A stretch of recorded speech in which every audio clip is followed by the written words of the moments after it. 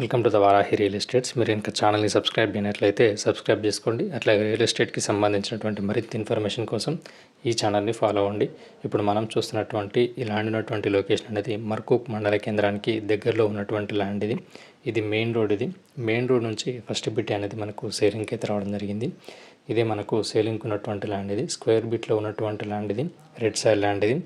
Full water source ఉన్నటువంటి area. Total land వచ్చేసి 20 గుంటాస్ వరకు మనకు సేలింగ్ అయితే ఉంది. ఈ ల్యాండ్ ఉన్నటువంటి లొకేషన్ నుండి గౌరారం రాజీవ్ రహదారి అనేది 7 కిలోమీటర్ డిస్టెన్స్లో ఉంటుంది. అట్లాగే కొండపోచమ్మ రిజర్వాయర్ అనేది 1 కిలోమీటర్ డిస్టెన్స్లో ఉంటుంది.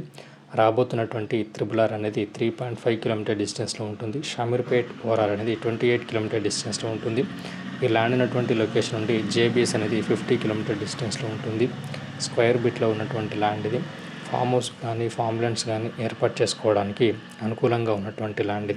ఈ ల్యాండ్ ఉన్నటువంటి సరౌండింగ్ ఏరియాలో మనకు ఫామ్ హౌస్లో అట్లాగే ఫామ్ ల్యాండ్స్ అయితే ఏర్పాటు చేయడం జరిగింది.